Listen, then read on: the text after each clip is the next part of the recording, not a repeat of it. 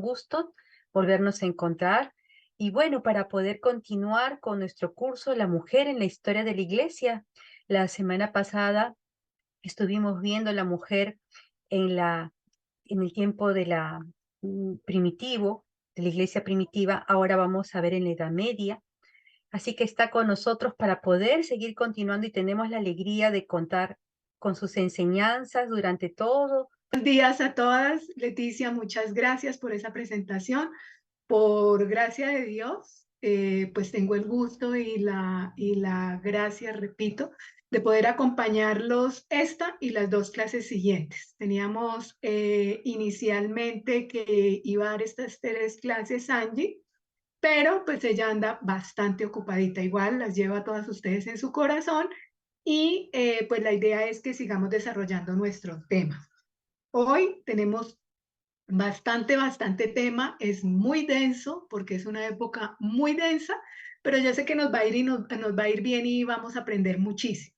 Entonces, pues sin más, empiezo a compartir pantalla y arrancamos con nuestro tema porque la verdad sí es bastante lo que tenemos hoy por aprender. Ahora se me quitó.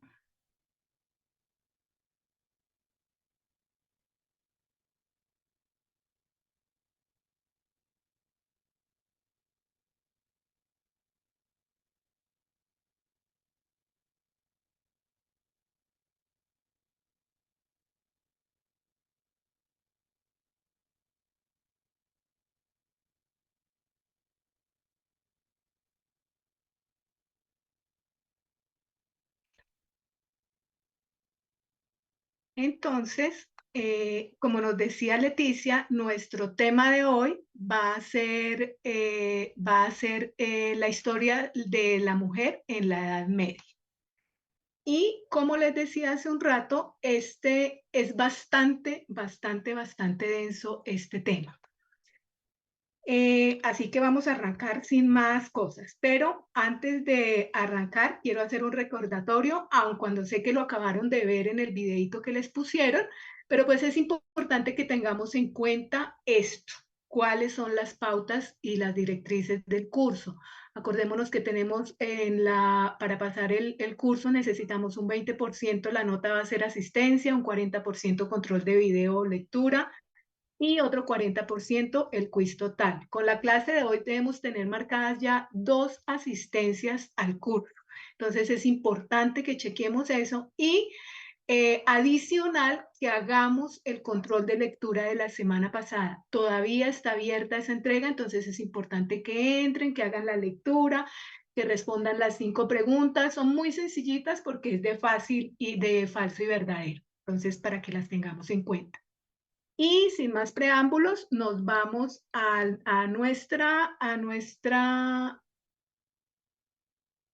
la primera clase no estaban habilitados con la plataforma, nos dice Lisset, entonces ahí qué ocurre con la asistencia.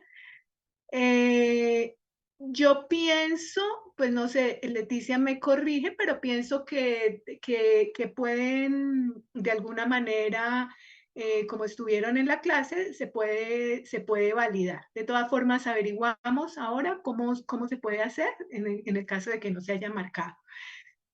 La Pueden mujer marcar en... como presente. Ok, Sí. perfecto. La mujer en la Edad Media. Yo sí quisiera oírlas, algunas de ustedes que me dijeran qué creen, al menos 2 o 3 personas, qué creen de esa mujer en la Edad Media. ¿Qué idea se les viene a la cabeza? O sea, ¿cómo me imagino yo o cómo veo yo a esa mujer de la Edad Media y cómo la veo dentro de la iglesia? ¿Quién nos quiere compartir algo? Levanten la manito. ¿No? Bueno. Nosotros dentro del sílabo que tenemos del curso vamos a tener un periodo que es muy largo porque estamos tomando desde el año 451 hasta el año 1500.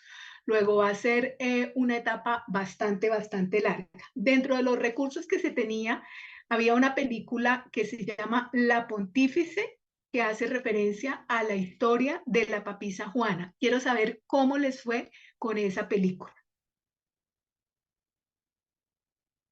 Si la vieron, no la vieron, no la han visto, sí me gustaría saber, porque pues con base en esto, digamos que podemos ver y nos ilumina mucho, esa película nos sirve mucho para iluminar todo lo que es este periodo. ¿Alguien que nos quiera compartir? Dime, Silvia. Silvia Figueroa nos quiere compartir.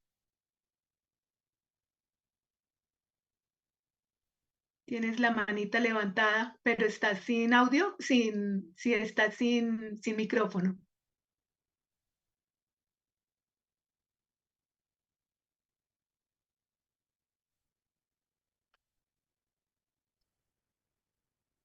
Nos dice Rosana Ancajima que sí la vi. ¿Qué nos puedes contar, Rosana? ¿Cómo te parece? Buenos días. Sí. Buenos días con todo el grupo. Disculpe que no puedo encender la cámara. Sí, gracias a Dios ya he visto la película y sinceramente, a pesar de que ya había escuchado, ¿no? Pero para mí me ha dejado bastante impresionada y ver, ¿no? Cómo era la situación Sí, de la mujer socialmente, Rosana. ¿no? O sea, cómo era tratada aún, ¿no? Porque si ahí notamos lo que yo pude ver es que era sacerdote, el padre de ella, ¿no? Sí, Y sí, sí. cómo era el trato a la esposa, cómo era el trato, o sea, la autoridad, el hombre autoritario, machista, a lo Ajá, que hemos visto anteriormente, no sé, que no había oportunidades para la mujer ni de estudiar, ni de aprender a leer, ni escribir, o sea, su trato más era tareas de casa, tareas en el campo y todo eso. Pero cómo ella puede, logra, ¿no? O sea, logra, a pesar, venciendo obstáculos y venciendo todo, puede admirar también incluso a hombres, ¿no? De su sabiduría, de su ajá. habilidad que ella tenía. Entonces, cómo vence todo, ¿no? Vence todo ella, su Ok. coraje, su lucha, vence todo y Ok. puede llegar después, ¿no? A hacer lo que, las buenas obras también que hizo, llegando arriba, ¿no? Como ella decía, si yo llego ahí, pedí oportunidad para hacer algo también por los que más necesitaban. Impactante la película, Muy sí, muy bien, buena. Rosana. Muy bien, muchas gracias. Espero que todos la hayan visto y los que no la han visto, las que no la han visto, les recomiendo que la vean porque de verdad que nos va a ayudar y sobre todo lo que les decía, el tema de hoy es bastante denso, entonces eso nos va a ayudar a iluminar mucho esta realidad. Ahí les dejo esas preguntas con relación a la película, ya sea que la hayan visto o no la hayan visto. ¿Qué fue lo que más les impactó de la historia que muestra la película? ¿Qué sensación le despierta la figura de la mujer que se presenta en la historia?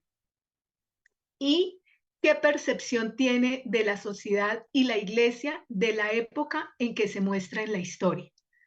Se las dejo para que esto les va a servir, digamos, para que ya en su autoestudio hagan este tipo de reflexiones y obviamente iluminen la realidad que tienen. Yo les voy a contar algunos conceptos del film, de la película, que me parecieron muy, muy, muy interesantes y que de alguna manera iluminan lo que nosotros hacemos aquí, que es ese estudio bíblico y es ese de tratar de entender muchas cosas.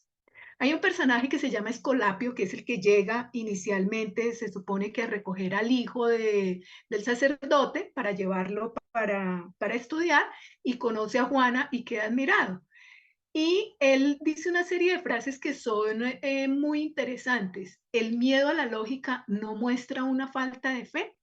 Muchas veces a nosotros incluso en el día a día nos pasa que nuestra fe tiende a temblar por temor a cierto tipo de enfrentamientos o de posturas. Ahí es cuando más debe uno tener la fe arraigada y tener unos conceptos bíblicos y unos conceptos de fe muy claros, precisamente para poder responder a veces a esas lógicas que no dejan de ser muchas veces absurdas, ¿no? Y Escolapio va a hablar de que hay una fe en la omnisciencia de Dios y en su amor por la humanidad, entonces que uno debe tenerlo presente. Hay una fe sólida que no tiene miedo, porque si Dios existe, la lógica solo puede llevarnos a ese hombre. Es decir, Marta Zárate me dice que no sé dónde la puedo ver. Disculpe, no lo vi como tarea. Ups, ayuda. Claro que sí, te vamos a ayudar. Voy a buscar el link. Sé que está en internet en varias partes. También la consigues en DVD. Pero voy a buscar el link y esta semanita se los coloco en la plataforma para que la puedan ver, los que no la han visto. Escolapio nos va a decir que si hay una fe sólida no hay que tener miedo, porque si Dios existe, pues obviamente de tanta lógica, al final del día vamos a llegar, así sea con muchas vueltas, vamos a llegar a ese Dios. En YouTube me dicen que también está, me dice Carmen Cruz, entonces gracias por tu aporte, Carmen. Y Escolapio va a decir algo que me pareció muy interesante, que es pienso, por lo tanto Dios existe. Son puntos como para uno, digamos, hacer como una reflexión, ¿no? Y con relación a Juana, la película muestra dos puntos que son muy, muy claros. Uno es el amor por el conocimiento, que era un regalo. O sea, hay quien lo ve como eso, a esa mujer. Y otro, que definitivamente esa mujer es una criatura antinatural. Entonces vemos ahí como esa contraposición de pensamientos que hay, que son muy, muy propios de la historia de esta mujer que nos pinta. ¿Qué dice el padre de Juana? El padre de Juana, él como que no entiende cómo va a ser posible que vayan a llevar a una niña a estudiar y no al hijo. ¿Cómo así que un hombre va a ser ignorado y si se van a llevar a una niña? Pues eso es totalmente absurda desde cualquier eh, lógica de ese momento y de un hombre. Nos dice María Fátima que el link de la película está en el campus, entonces para que por favor revisen el campus. Otro personaje, ya cuando Juana llega al sitio donde va a estudiar, es Odo el profesor, que es una persona bastante particular y él se atreve a decir que el que una niña o que una mujer estudie ahí está en contra de la voluntad divina. O sea, no debería en la catedral aceptarse a una mujer. Además que es inútil porque las mujeres no tienen la habilidad natural de obtener conclusiones lógicas. O sea, son brutas las mujeres según la postura de este señor. Y las pocas secciones útiles del cerebro que una mujer puede tener son tan pequeñas que son incapaces de entender ideas y conceptos complejos. Y él se atreve a decir que el mismo San Pablo ha afirmado esta verdad. Las mujeres son inferiores a los hombres. Bajo este panorama es que nosotros nos vamos a mover en ese siglo, en esa Edad Media y en ese contexto en el que Juana vivió. Otra de las cosas que me pareció muy interesante es cuando Juana le enseña a esa niñita de la familia que lo rescató, le enseña de Santa Catalina y lo que le llama a ella la atención y en lo que resume todo lo que aprendió de Santa Catalina es que debemos ser fieles a nuestras convicciones sin importar el precio. Es algo muy bonito. ¿Quién es Santa Catalina? En la película se habla de Santa Catalina de Alejandría, que fue una mártir cristiana del siglo XIV. Ella estuvo debatiendo, ella se convirtió al cristianismo y era muy buena en cuanto a sus planteamientos y muy firme en su creencia en Cristo. Y el emperador Maximino la puso a debatir con los hombres más ilustres de la época, que eran filósofos, y Lisset, más tarde adelantamos eso. Bueno, eh, eh, ella lleva incluso a que muchos de esos filósofos se conviertan. Y el cuerpo de Santa Catalina aún hoy en día está en la iglesia ortodoxa en el monasterio del Monte Sinaí. Cuando uno va al Monte Sinaí, antes de empezar a subir, hay un monasterio, que es el monasterio del Monte Sinaí o el monasterio de Santa Catalina. Ahí la biblioteca que hay es impresionante, hay mucha sabiduría y es un sitio que sigue en pie. ¿Qué dicen los datos con relación a la papisa Juana? ¿Existió o no existió la papisa Juana? Ahí siempre van a haber posiciones que dicen que sí, posiciones que dicen que no. Hay quienes aseguran que es real y hay quienes aseguran que no es real. Pero si nos vamos a los datos, a los documentos, se muestra que es una leyenda que nació muchísimo tiempo después de la fecha en que se data el pontificado de 2 años de Juana. Y no hay ninguna fuente documental de esa época que sea contemporánea al siglo IX, que es donde se enmarca esta historia. Todos los documentos que hay son del siglo XIII, es decir, son de 400 años después.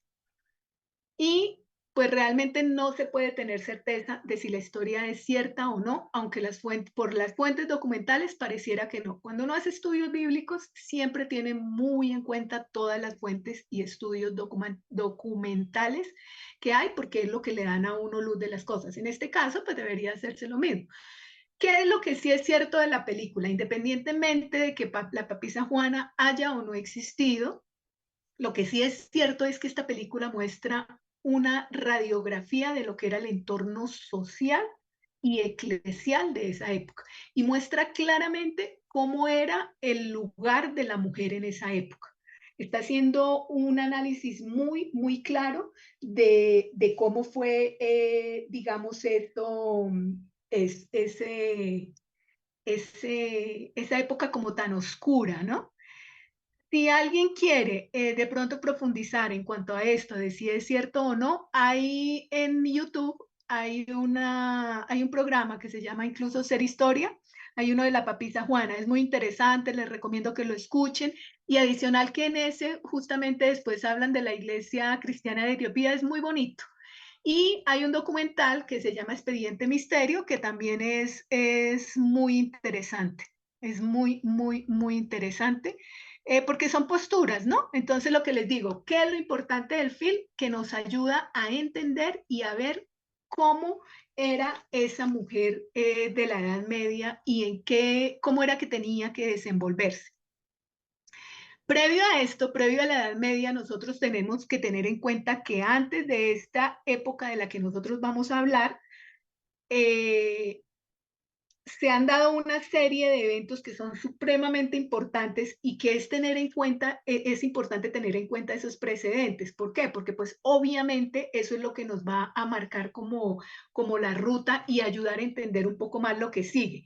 En el siglo IV los emperadores prohíben los cultos paganos, o sea, ya estamos hablando de la iglesia aún primitiva, de lo que viene de atrás, que se prohíben los cultos paganos. Los códigos de Constantino van a prohibir la magia, la adivinación, se prohíben los sacrificios, se prohíbe la adivinación consultando entrañas. En esa época era muy corriente que se cogieran las tripas de un animal para adivinar cosas. Entonces todo eso se empieza a prohibir, se prohíben sacrificios, se van a cerrar templos, y en el año 380, con el emperador Teodosio, se da el edicto de Tesalónica. ¿Qué es ese edicto de Tesalónica? Básicamente lo que decía era que todos los pueblos debían empezar a vivir la fe que había sido transmitida por Pedro y que solo se podían llamar cristianos a quienes estuviesen bajo esas reglas, porque de lo contrario la gente simplemente eran herejes y por lo tanto deberían ser castigados tanto por la justicia divina como por la justicia humana. Entonces empieza como a recrudecer toda esa parte. Y en el año 392 ya se va a empezar a utilizar la palabra religión para referirse al cristianismo. Todo esto que es previo es importante porque obviamente va marcando el camino. Si alguien violaba, digamos que las normas, o si alguien no seguía estas directrices, pues simplemente le iba a tener reprimendas. Digamos que dentro de todo eso que se dice que se hizo con el emperador Teodosio, estaba también que nos podían encender inciensos en a estatuas, o sea, todo, cualquier rito pagano. No podían elevar altares con piedras, no podían hacer guirnaldas, hacer coronas, porque todo eso era violar la religión. Y todo eso al pasarse esas cosas, al violar esa religión, le confiscaban la casa o cualquier propiedad donde haya habido una superstición pagana. Es decir, que pusieron una piedra como un altar, inmediatamente perdían esa propiedad. Y en esa época se van a hacer mucho más elaborados todos los ritos, va a haber más fastuosidad en la Eucaristía, en las edificaciones, en los ornamentos, en los objetos litúrgicos. Es decir, es una época en la que hay muchos ires y venires, es una época muy controversial y que va a dar paso precisamente a una época que no es que vaya a ser llena de luz, pero que sí se caracteriza por la consolidación de la cristiandad. En esta época, digamos que ya el año 451, ya se consolida la iglesia como iglesia cristiana, teniendo en cuenta lo que habíamos visto la semana pasada, que se empezó a darle, digamos, como esa visibilidad con el edicto de Constantino. Entonces, aquí es donde digamos que ya se le va a dar como más grandeza a todo eso. Y en esta época se empiezan a hacer muy fuerte la relación entre lo que es el poder espiritual que se toma en cabeza del Papa y lo que es lo que ellos llaman el poder temporal, que va a ser en cabeza de un emperador o un rey.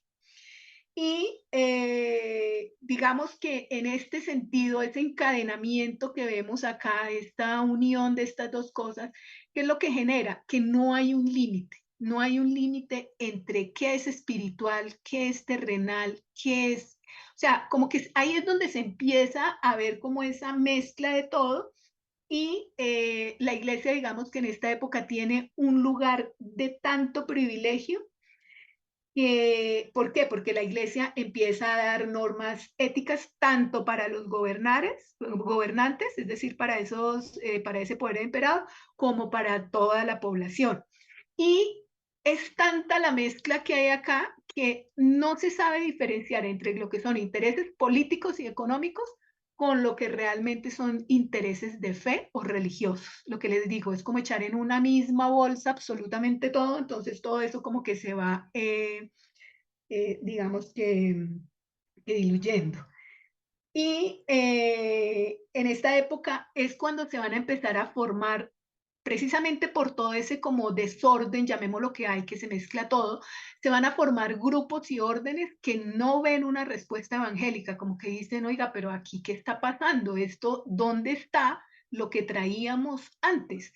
Y dentro de estos grupos van a estar los dominicos, van a estar los franciscanos, pero tristemente va a haber otros grupos que se forman que ya van por la otra vía completamente opuesta, que son todos los grupos heréticos.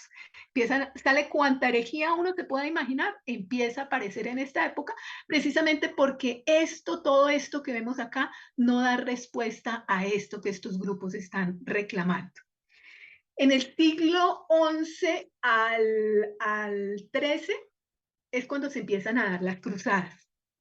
Y esas cruzadas, básicamente, estamos hablando de un ejército militar religioso que se formó ¿para qué?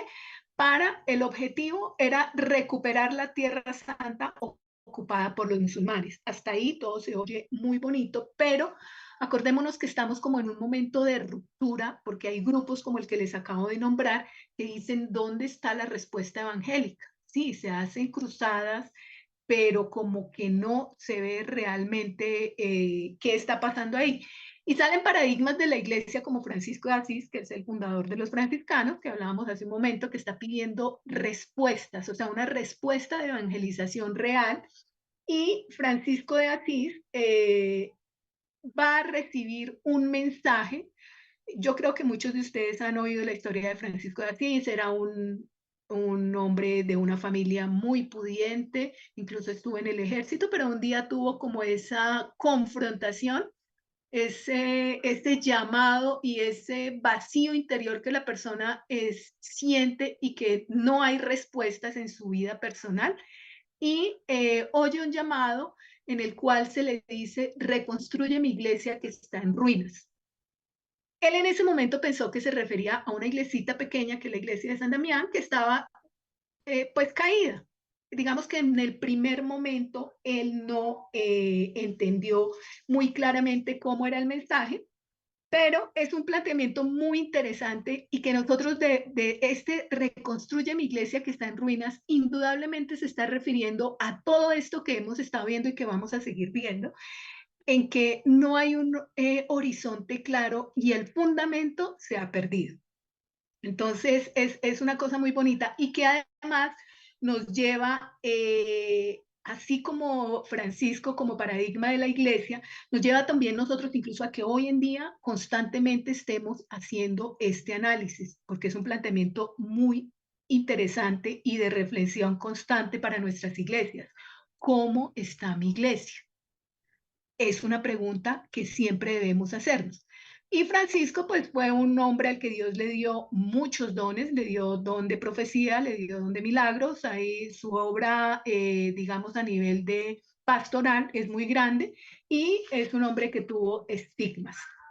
Es interesante, es bueno saber todo esto. ¿Qué me llama la atención de Francisco de Asís? Él tenía una amiga que era Clara, Clara de Asís, que también era una niña de una familia muy pudiente, muy acomodada, y Clara, por su amistad con Francisco, empieza a sentirse inquietada también de ver que ese llamado que él tiene y decide seguirlo en el año 1212. O sea, es una de esas pocas mujeres que podemos rescatar de esa época que como que dice, un momento no, me salgo de esto y logra, obvio, no sin muchos problemas y sin sabores, digamos que dejar a su familia a un lado y decide seguirlo. Y Francisco va a formar con ella una comunidad que es la comunidad de las hermanas clarisas. Inicialmente eran solo 3 hermanas, pero mujeres que uno dice muy aguerridas. ¿Por qué? Porque pues obviamente estamos hablando de un periodo supremamente difícil. ¿Por qué? ¿Qué era, digamos, que la diferencia que ellas veían? Ellas vivían, eran una comunidad muy orante y adicional vivían en austeridad, estaban pendientes de las obras de misericordia y Clara incluso escribió un libro que se llama Una forma de vida, que básicamente es buscar ese vivir el evangelio. Entonces, como vemos, son comunidades que ofrecen una respuesta y ven y hacen necesario renovar la iglesia cristiana. ¿Cómo? Teniendo como ejemplo a esas primeras comunidades de la iglesia primitiva, a esos primeros cristianos de los que nosotros hablábamos hace 8 días, y en donde el centro es el anuncio de la buena nueva. Entonces, hay uno que otro caso por ahí muy aislado. En los primeros siglos de la Edad Media y hasta el siglo XI, ¿qué vamos a ver nosotros? Vamos a ver que hay una reorganización de la iglesia. Desafortunadamente, siempre las reorganizaciones han sido más de forma que de fondo. Y en esa reorganización, digamos que ¿qué se buscó? Antes el clero estaba alrededor de los obispos. Y para este punto se van a empezar a desplazar a las comunidades rurales. Por eso es que en la película, lo que nos compartía Rosana, que le había impactado que el papá de Juana era sacerdote, sí, porque es que para esta época los sacerdotes van a ser trasladados o desplazados a zonas aisladas, van a vivir como campesinos, van a tener que trabajar la tierra y van a estar en contacto con, pongámosle una palabra, con la forma más, es que esa palabra mundanal no me gusta, pero sí como una forma desordenada de vivir, en donde el trago, el juego, o sea, todo lo que está lejano, digamos que de una vida ordenada y siguiendo unos principios de la buena nueva, pues están muy lejos de este tipo de sacerdocio. Y es una época en donde vamos a ver cómo los hijos de los nobles empezaron a codiciar todo lo que manejaba la iglesia. Algo que es importante saber es que en esta época de la que les acabo de hablar de los sacerdotes, la iglesia, digamos que va a ser muchos años después, por allá en el 1565, cuando ya va a empezar a partir del siglo XVI más o menos, cuando va a empezar a definir ya como una ropa. Por eso es que ustedes ahí en la película, los que la vieron y los que lo van a ver, ven que todos los que pertenecen al clero tienen como ropas realmente lujosas, todos. No hay un uniforme, es porque eso se da ya después en el siglo XVI, cuando definen que el papa tiene que ir de blanco, los cardenales de rojo, los obispos de morado y los sacerdotes de negro. En esta época, por eso lo van a ver así. Y lo que les estaba diciendo, digamos que en esta Edad Media, todos los hijos de la nobleza empezaron a pretender apropiarse de las diócesis, es decir, de las zonas que tenía la iglesia estipuladas para trabajar, de las tierras, de absolutamente todo lo que manejaba la iglesia. Y uno en términos generales puede decir que ese siglo X estuvo marcado de un oscurantismo absurdo. O sea, es que es increíble uno ver, digamos, como tanta, ¿cómo diría uno? Ambición, desidia, falta de temor de Dios, porque es una época en la que lo que menos hay es temor de Dios, entendido temor no como miedo, sino como ese respeto reverencial que se le debe al Señor. No lo hay realmente y eso es evidente en los actuales. Las grandes familias siempre estaban tras la silla de San Pedro, o sea, todos querían ser papa como fuera. Y casi que se puede decir que en esa época casi cualquiera podía ser papa en esos siglos. Por ejemplo, se habla que en el siglo XII, sí, perdón, en el siglo X, hubo un papa, Juan XII, que apenas tenía 18 años y fue puesto ahí por el papá de él, ni siquiera por la gente. No, el papá dijo, este es, y un muchacho que realizaba cualquier bacanal que uno se pueda imaginar, lo hacía. Y hubo dos papas también que fueron laicos, fueron nombrados así, dijeron, venga, usted para acá. Por eso es que en la película ustedes van a ver que a última hora a Juana o a Johannes, como se hace llamar ella ahí, lo van a proponer, que fue Benito octavo, que estuvo entre el 1012 y el 1024, y Juan XIX, que estuvo entre el 1024 y el 1032. Ejemplos podrían nombrarse muchos, pero digamos que estos son algunos que he querido traerles y también para que entiendan por qué en la película se muestran las cosas que se muestran. Lo que les decía, casi que cualquiera podía ser papa y en el siglo XI el obispo de Roma, o sea, el papa, va a retomar el control. ¿Qué ocurre con esto? Se va en este siglo XI, básicamente lo que va a hacer es reforzar el celibato y como dar una nueva visión del ministerio sacerdotal. Me pregunta Lice, ¿cuánto dura esa película? 2 horas, como 2 horas y cuarto, 2 horas y pico, pero créeme que son 2 horas muy, muy aprovechadas, es muy bonita, no es pesada, los personajes son lindos, vale la pena verla. En el siglo XIII tomaba un nuevo aire, digamos que precisamente por lo que le decía yo, por esos grupos muy específicos que salieron, como el de Francisco de Asís, del que les acabo de hablar, y de los dominicos, de Domingo Guzmán, que ellos básicamente, los dominicos, ¿qué era lo que decían? Predicar el Evangelio. Entonces, digamos que esto como que da un medio respiro ahí en medio de tanta cosa, ¿no? Y del siglo XIV al XV, indudablemente, precisamente por todo esto que se ha venido viendo, van a ser como esa semilla para el futuro protestantismo. Si tratamos de ver más o menos en términos generales, podemos decir que en la Edad Media se da lo que se conoce como la ciudad de Dios, que era lo que les hablaba hace un rato, en lo que básicamente los intereses del Estado y la Iglesia están metidos en un mismo canasto, son una sola realidad. Y el rey debe estar al servicio de la Iglesia. Casi que el rey se convierte, incluso a Carlomagno le tocó esto, le toca tomar como la función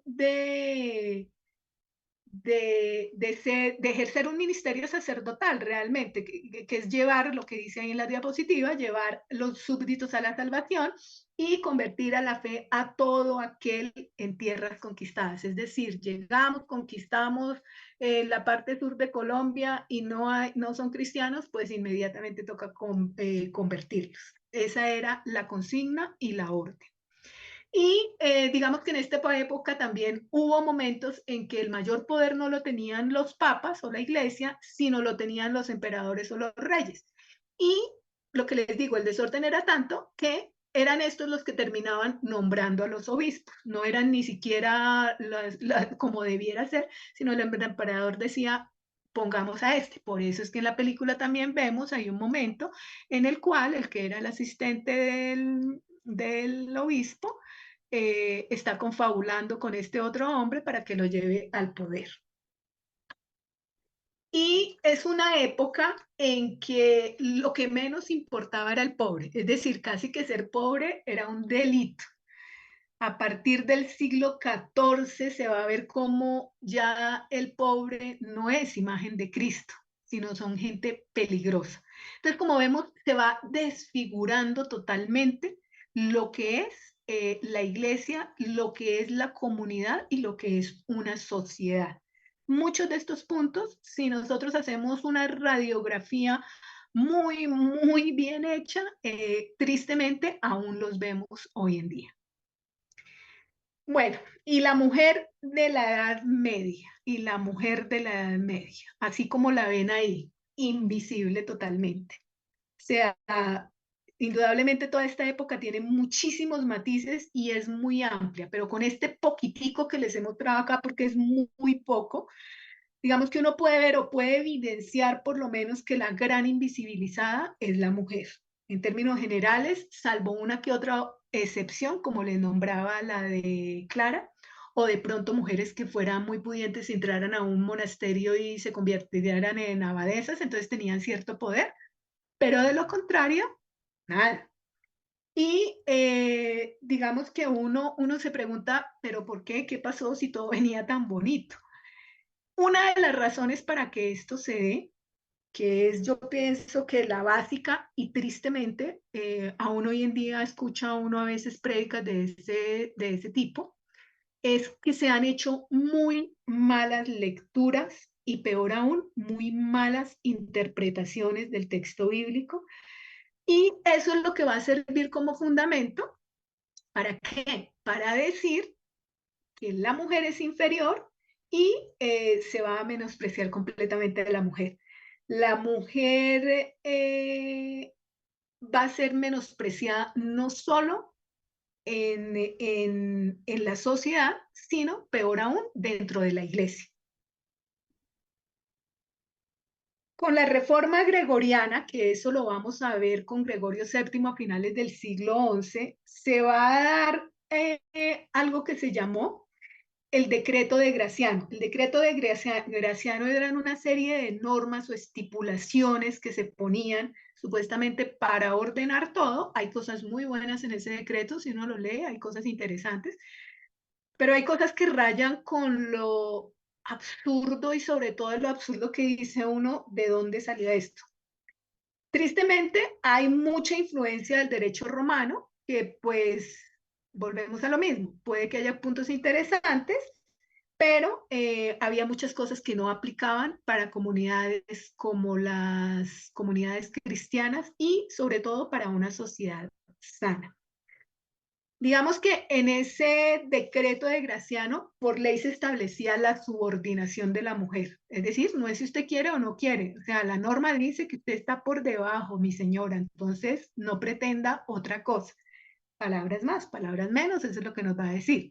Y hay una diferenciación muy grande entre las normas que rigen al hombre y las normas que rigen a la mujer. La mujer debe estar subordinada con base en un supuesto orden natural. O sea, el orden natural es que la mujer esté por debajo. Y las mujeres van a tener que estar, dice el decreto de Graciano, las mujeres deben estar sujetas al marido. El varón es la cabeza de la mujer. Yo creo que aquí ustedes hacen eco de Pablo. por lo menos en la carta a los Efesios, que ahora más adelante les voy a mostrar algo, en donde si uno lo dice, no, pues qué argumentazo el que tienen, y pues la palabra lo dice, entonces muy seguramente sí será. ¿Qué más va a decir el decreto de Graciano? Conviene que la mujer siga en todo la voluntad del hombre. Es decir, de ahí no se vaya a salir. Todo lo que al varón se le ocurra, pues usted tiene que hacerlo. Palabras más, palabras menos es lo que está diciendo este decreto. Y la mujer está en un estado de servidumbre respecto al varón. Entonces, en este ámbito es el que se mueve la mujer en la Edad Media. Como vemos, es una cosa muy complicada porque indudablemente esto qué va a hacer, que la mujer en la iglesia, pues cero. Y el hombre únicamente, pues es el que puede ejercer el sacerdocio y el que puede estar presente. Se me borró. Nos dice Lisette, hoy en día aún veo a muchas mujeres que se quedaron en la Edad Media. Tristemente sí, Lisette. Nuestras sociedades a veces, digamos que no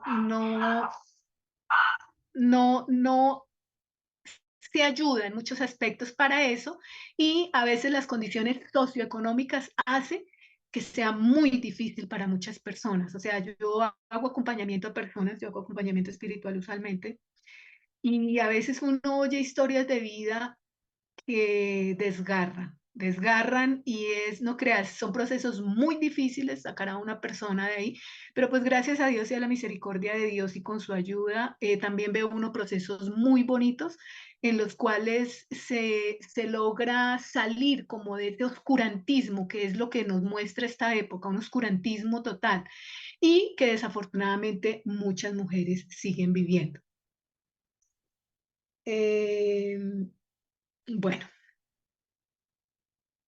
la mujer, digamos, como les decía, está en un estado de servidumbre, y digamos que para esa subordinación, eh, que les decía que dicen que ese es el orden natural, que las mujeres sirvan a los hombres, va a haber como fundamento también el relato de la creación, es decir, Génesis.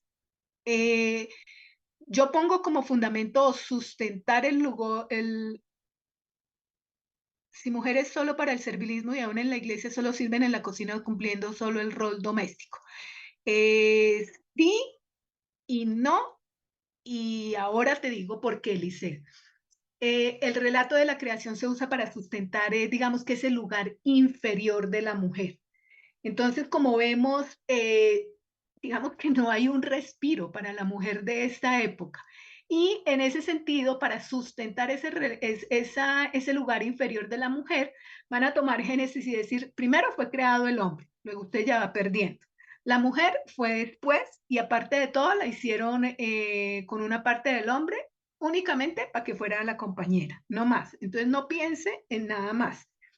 Y ese compañera leído no como compañera, sino leído casi que como sirvienta, porque esa es la lectura que se hace aquí en este ámbito.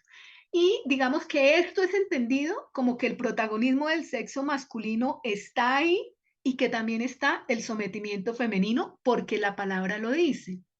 Entonces, como vemos, es muy grave porque ya habíamos visto que todo el que vaya contra los lineamientos de la religión es duramente castigado, y se ponen unos lineamientos en los que usted, o sea, no puede decir absolutamente nada. Nos dice Lece, en Chile es lo más común servir en la cocina. Aquí es algo normalizado en el área doméstica. Ver o escuchar a una mujer bíblica, todas te ven como liberal. Pues tú eres una mujer liberal y vas a estar dando testimonio y vas a llevar comunidades muy lejos, Lizeth. Bueno, eh, además de eso, desde el relato de la creación, pues van a decir la culpable del pecado original fue Eva. Entonces, eso, digamos que la lectura que se le hace al texto bíblico es la mujer es la incitadora del pecado. O sea, toda la culpa es de la mujer, y precisamente como ella es la incitadora del pecado, por eso Dios la castigó duro, haciéndola parir hijos, y adicional a eso, el marido la va a dominar, como dice en Génesis 3. Es decir, se entiende todo el tiempo que el protagonista es el hombre y la que debe estar sometida es la mujer. Como vemos, es una postura bastante particular, en donde, ¿qué es lo que hace todo esto? Fracturar a la mujer. Es una interpretación que fractura totalmente el papel de la mujer, termina dañando al hombre, porque pues obviamente tú mujer estás formando, pero ¿qué estás formando cuando eres tan sesgada hacia un lado? Ahora el hombre empieza a perder su verdadera razón de ser al ser creado, y ahorita hablamos un poquito de eso. Todo eso que se le dio desde el mismo momento de la creación se desvirtúa cuando se hacen lecturas como esta. Se dañan las relaciones humanas, se daña la relacionalidad porque no puede haber una relación, hay una fuerza dominante y no hay un compartir. Y se desvirtúa y se rompe el objetivo del matrimonio. Bueno, vamos a hasta ahora cómo vamos, por un lado, y por otro lado, quiero escucharlos si hay alguna pregunta o que me digan cómo vamos. Y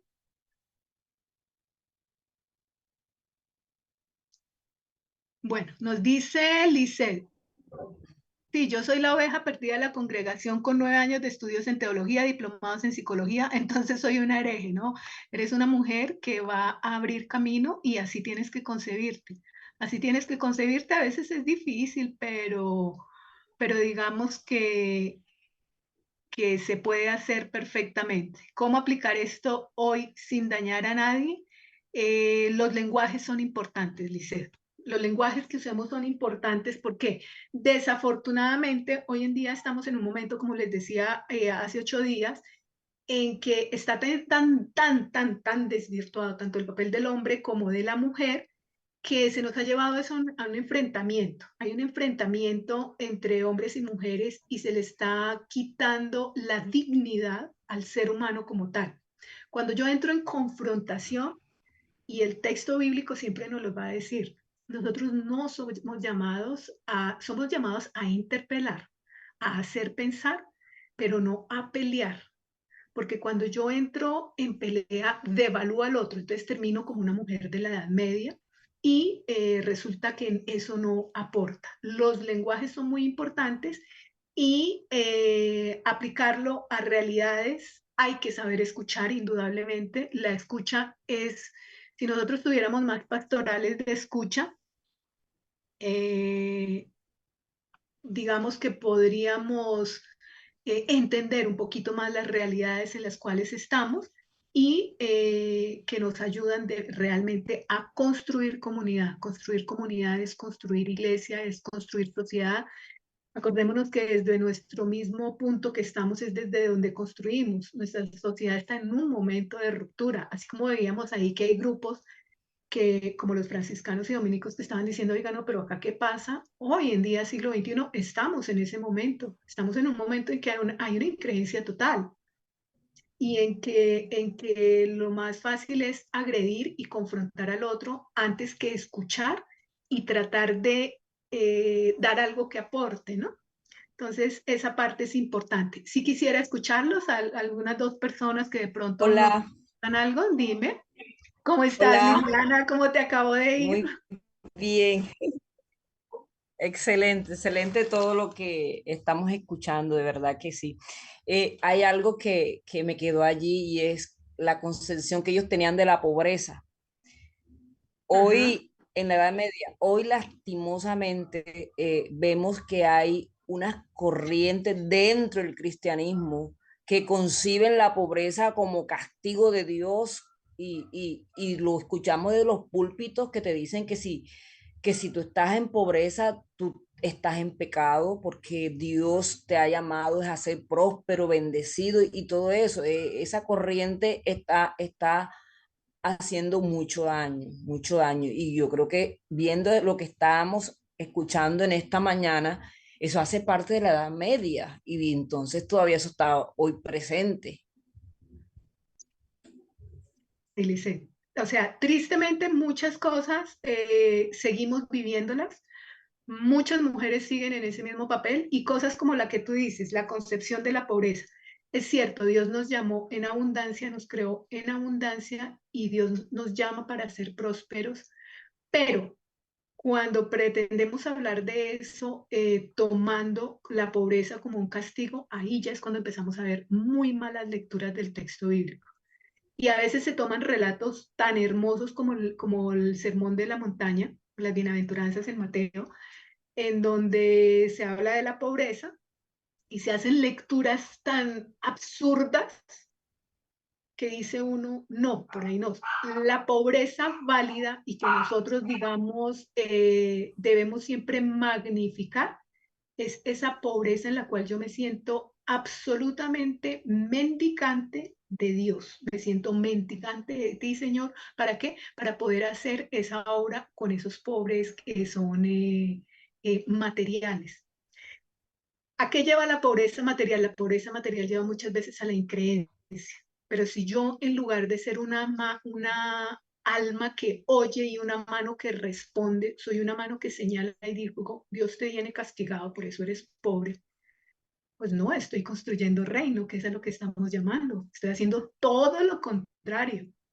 Estoy alejando mucho más a la gente. Y eso por poner un ejemplo muy pequeño, ¿no?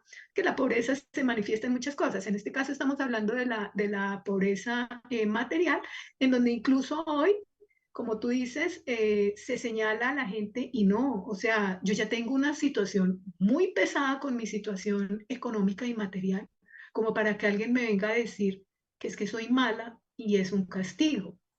Entonces, en ese sentido tenemos que tener mucho cuidado. Yo siempre digo, vámonos al texto bíblico y hagamos una muy buena lectura del texto bíblico y ahí tiene uno una respuesta que realmente le aporte a la gente. Nos dice Amén. Yulisa, nos dice Yulisa, por una mala interpretación bíblica hubo maltrato a la mujer, pero también ahora vemos que muchas denominaciones están reconociendo esta mala interpretación y ahora nos validan, nos ayudan y nos protegen. Exactamente. Y ese es el papel que nosotros tenemos, ¿no? Cuando uno hace un diplomado como este, cuando uno se acerca al texto bíblico, ¿cuál es la idea? Aprendamos a hacer lecturas, aprendamos a tener un lenguaje acorde con lo que el momento nos está pidiendo. Cuando uno hace un estudio histórico, como lo hemos venido haciendo, de esta mujer en diferentes etapas, ¿para qué le tiene que servir esto a uno? Le tiene que servir a uno para ver, oiga, ¿qué me sirve esta etapa? ¿En qué seguimos estancados? Porque llevamos entonces, eso quiere decir, estamos en el siglo XXI y estamos hablando aquí entre el siglo IX y XV. ¿Cuántos siglos han pasado y seguimos anclados a muchas cosas? Entonces, ahí es donde uno precisamente debe tomar esos elementos para saber cómo responder y sobre todo cómo ayudar a construir ese reino del cual nos hablan esas primeras comunidades y que es a lo que nosotros estamos llamados finalmente, ¿no? ¿Alguien más quiere decir algo? ¿No? Continuamos entonces. Bueno. Entonces, vemos cómo estas interpretaciones van a fracturar totalmente. O sea, no hay nada que le haga más daño a cualquier ser humano, a cualquier comunidad, a cualquier sociedad, que la mala interpretación de un texto, porque eso acaba con vida definitivamente. Y digamos que lo que decíamos, se basan en Génesis y en Pablo para decir que todo esto es válido. Pero ahí es donde uno tiene que empezar a preguntarse qué dice Génesis y qué dice Pablo.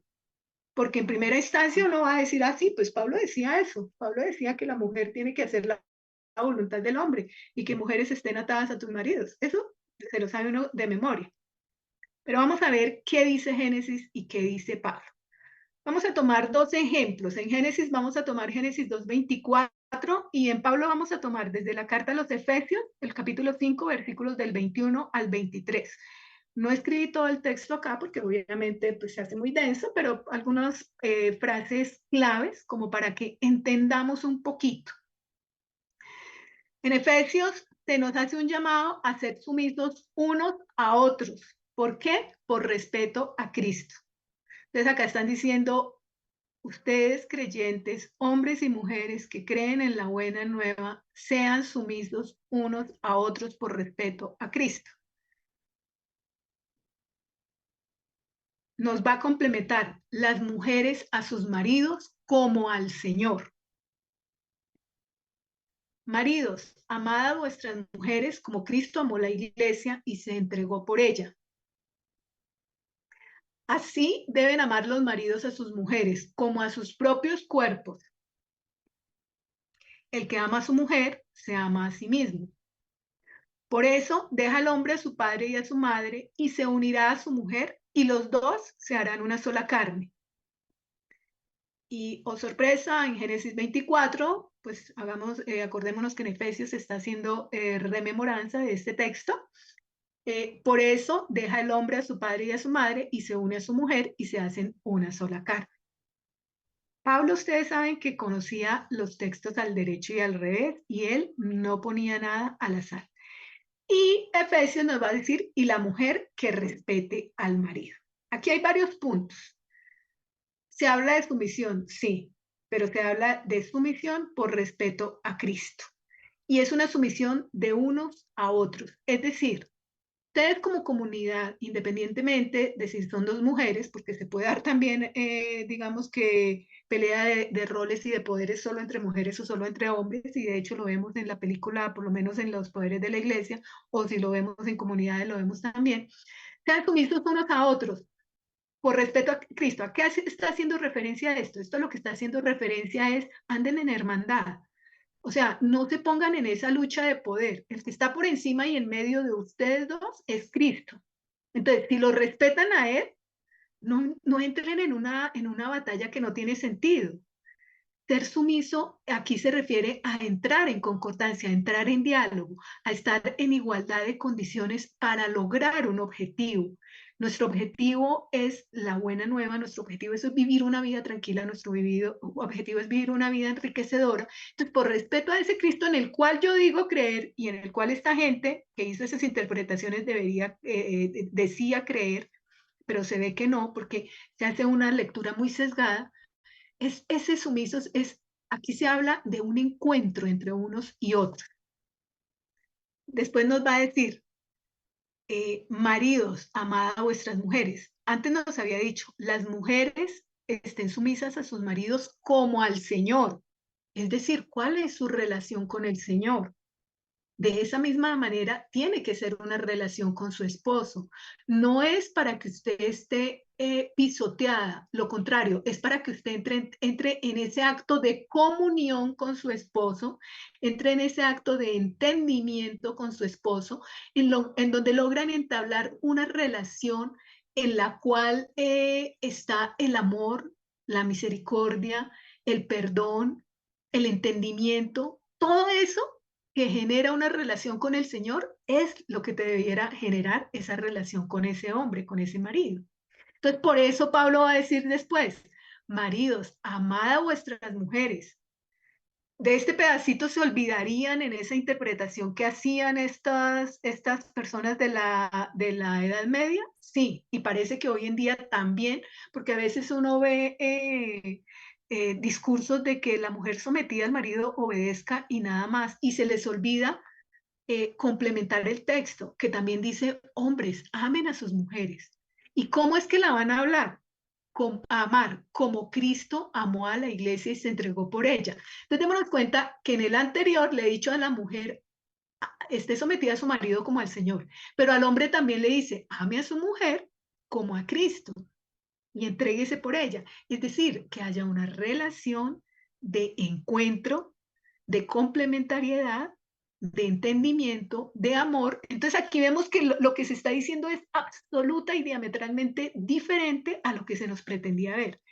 Además nos va a decir, así deben amar a sus mujeres como a sus propios cuerpos. ¿A qué están llamados los hombres? Así como se quieren a ustedes, tienen que amarlas a ellas. Entonces es tanto como refléjese en su mujer. Ella no está ahí para ser un tapete y refléjese en ella. Entonces es algo muy bello porque, o sea, el texto es demasiado grande y nos va a decir, el que ama a su mujer se ama a sí mismo, ama a su mujer se ama a sí.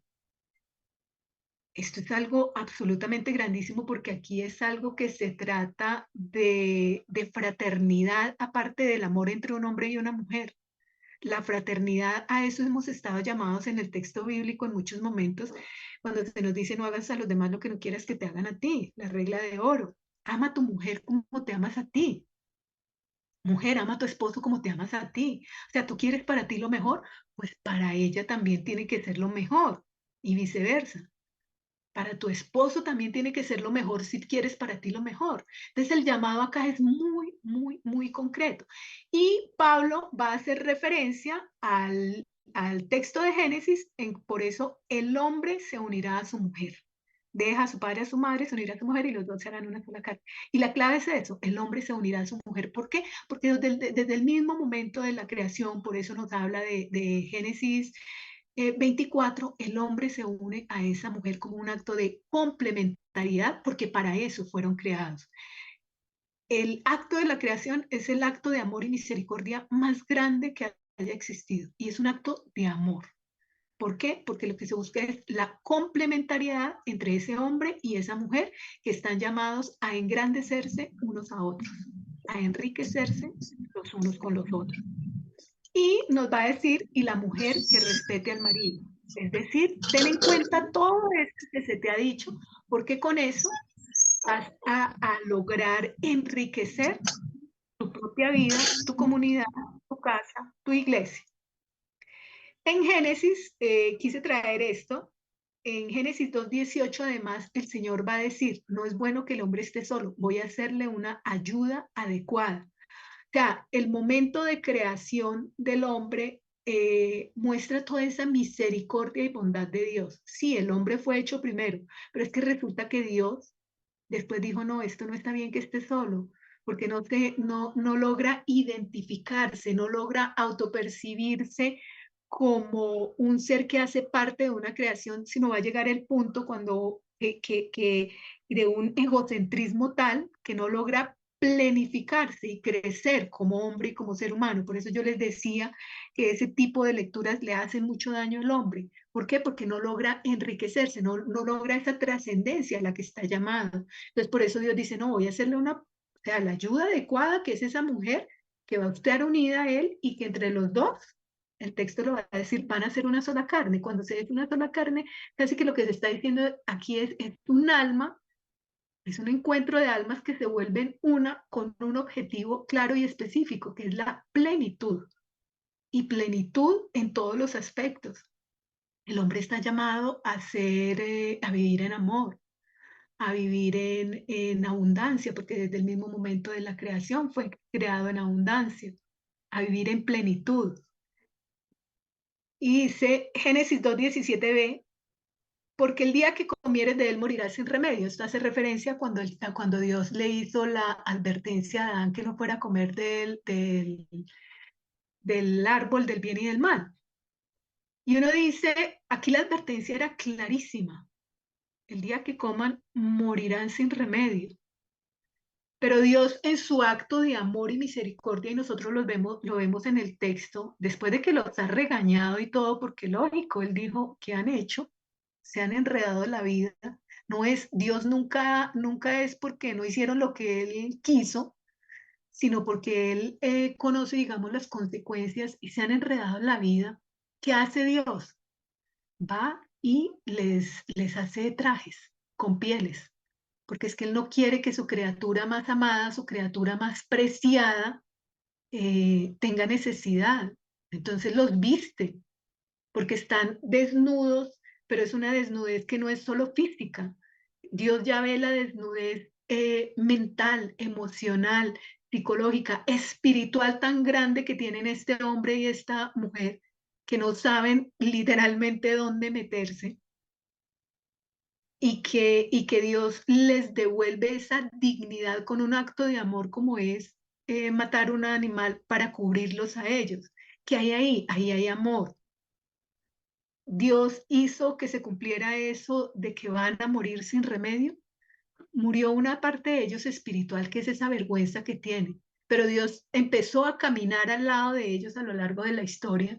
¿Para qué? Para recobrar ese punto de partida. Dios les dijo, acá no pueden seguir, listo, los sacó del paraíso, como nos dice el texto, pero ¿por qué? Porque es que ahí está hablando de que no es bueno que vayan a tomar del árbol de la vida. Entonces ya es otro cuento. Pero en cuanto al tema de esa transgresión que se hizo, está cargado de un amor tan grande por parte del Creador que lo que hace es, empieza toda una historia de salvación. Yo a ustedes no los voy a dejar, literalmente Dios dice con sus acciones y a través de toda la historia, yo a ustedes no los voy a dejar morir. Los amo demasiado como para dejarlos morir. Entonces, como vemos, cuando uno ve los textos, se da cuenta que la lectura es otra. Si Dios hubiera dicho, es que esta mujer es tan pecadora, pues simplemente no hay más mujeres y fácil. Esta mujer tiene que estar en lo más bajo de lo bajo, pues Dios hace otra cosa, pero Dios ¿qué hace? Dios teje una historia absolutamente hermosa de redención, de salvación a lo largo de la historia, hasta llegar a la plenificación que es Cristo, en donde por Cristo y por el eterno amor de Él, en sus llagas y en su cruz, hemos sido salvados, hemos sido sanados, el pecado ha sido perdonado. Pero entonces llegamos con una interpretación en la cual lo que se está diciendo es que la mujer tiene que estar por debajo. Entonces, cuando vemos esto, nos damos cuenta que es necesario nosotros empezar a hacer ese tipo de lecturas. ¿Para qué? Para dar respuestas en sociedades que están tan fracturadas como las que tenemos hoy en día, porque realmente nuestras sociedades están muy fracturadas. Hay una frase del Talmud, el Talmud es uno de los libros de los judíos, que a mí me gusta muchísimo y dice, la mujer salió de la costilla del hombre, no de los pies para ser pisoteada, ni de la cabeza para ser superior, sino del lado para ser igual, debajo del brazo para ser protegida y al lado del corazón para ser amada. Esta es de las cosas más bellas que a mí me parecen, porque indudablemente muestran como un camino, ¿no? Usted no está para asumir el papel de ese falso feminismo, y digo falso porque está muy desvirtuado, que hay hoy en día en el cual es como una lucha de poderes, no. Y tampoco está para ser pisoteada, está para ser amada y para estar, como nos dice esa frase, al lado del hombre. Juana de Arco es otra de las cosas de las que se nos habla en el sílabo. Ahí en el sílabo que a ustedes se les pasó de lo que lleva el curso y lo que es la clase de hoy, se nos habla de Juana de Arco. ¿Y quién es Juana de Arco? Juana de Arco fue una mujer de un pueblito, bueno, me quedó un poquito más arriba y el circulito porque ella estaba en Domremy. Y en este mapa lo que quise mostrarles fue como todo el recorrido que hizo Juana, la ruta que Juana hizo a caballo, y en términos generales, como que esto así rapidito, los eventos importantes que hubo en la vida de Juana. Se los dejo ahí para que después le echen una miradita y vamos a ver en términos generales quién era Juana de Arco. Juana de Arco era una mujer que no sabía ni leer ni escribir. A ella le gustaba orar en la iglesia, ella recibía frecuentemente los sacramentos, era muy, muy creyente. Era una mujer que era muy piadosa, atendía enfermos, era bondadosa con los peregrinos, era una mujer campesina, una mujer sencilla, una mujer sin muchas pretensiones. Tenía mucho, muy, muy alto sentido común y un sentido del deber muy grande y una mujer indudablemente llena de la gracia de Dios. Una mujer en la cual, digamos que la presencia de Dios para ella era muy importante y era muy obediente al aceptar la voluntad de Dios. Juana de Arco tuvo su primera experiencia mística a los 14 años. Acordémonos que cuando se habla de experiencias místicas son como esas experiencias sobrenaturales. Marta nos dice, el mapa muy didáctico, gracias, con gusto Marta, sí, porque a veces es bueno ubicarse uno en los sitios de donde nos están marcando. experiencias místicas son esos encuentros con Dios, ¿no? Como esos eventos especiales que hacen tener esa presencia. Juana de Arco tuvo esa primera experiencia mística a los 14 años y ella oyó una voz que le hablaba de un momento a otro y vio un resplandor. Digamos que esas voces poco a poco se fueron acrecentando. Juana empezó como a escuchar más cosas y ella empezó a identificar que eran San Miguel, Santa Catalina y Santa Margarita los que le hablaban. Ellos le hablaban con una misión muy, muy clara, que era que ella tenía la misión de salvar a Francia. En ese momento, Francia estaba en lo que se conoce como la Guerra de los 100 años, estaba en guerra contra Inglaterra y los ingleses estaban ocupando muchos ya de los terrenos. Entonces, incluso en la zona donde vivía Juana ya estaban como muy cerca esta gente. Entonces, ella dice que la misión que le dieron los santos era que tenía que salvar a Francia. En 1428, las voces le van a decir a ella que tiene que presentarse con el comandante de las fuerzas reales, pues para ponerse a disposición, porque tiene que ir a salvar a Francia. Cuando ella llegó donde este señor lo que hizo fue burlarse, pues además estamos hablando de una niña entre los 14 y 15 años, y le dijo que ella lo que necesitaba era que el papá le diera una buena tunda porque estaba como loquita la chinita. Entonces, que más bien, palabras más, palabras menos, cogiera oficio. Y Juana empezó a argumentarle como a las voces y al llamado, diciendo que ella no sabía montar a caballo, que ella era campesina, que ella ni siquiera sabía que era una guerra, que mejor dicho, que ella no estaba hecho para eso. Acordémonos de pronto de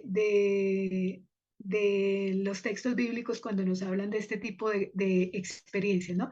¿Y qué le van a decir las voces? Las voces le van a decir, Dios te manda. Cuando Juana oye esto, indudablemente ya cambia la cosa en ella porque ella dice, no, pues ahí sí ya es otra la historia. Entonces ella se escapa de la casa, vuelve donde Braudicor, que es el de las fuerzas reales, y él empezó como a tomarla en serio porque ella empezó a hacer una serie de predicciones. Entonces cuando ella le predijo que iban a tener una derrota, él como que dijo, uy, no, esta como que sí de verdad sabe. Y finalmente la acepta. Juana le va a decir a él que por favor, para conservar su honra, pues si iba a estar en medio de hombres, que la dejara vestir de hombre.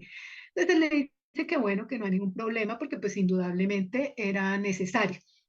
Juana va a conocer al rey Carlos VII, que era el que estaba encargado de Francia, y cuando ella fue a conocerlo, él se disfrazó para engañarla y porque quería ver si realmente era cierto lo que decían, de que ella como que veía cosas o algo. Y digamos que terminó creyéndole, porque indudablemente ella lo descubrió, y le termina dándole un regimiento a Juana, ella se va para su misión, logra derrotar a los ingleses, y digamos que a raíz de eso, Carlos VII va a ser coronado. Una vez que es coronado, ¿qué pasa? Juanita ya no sirve para nada, Juanita se olvida, Juanita sigue con ganas de seguir luchando, con ganas de seguir recobrando terrenos, pero pues ya no tiene todo el apoyo. En el 1430, los borgoñeses, que están como a la parte oriental sí, al norte, más al norte de Francia,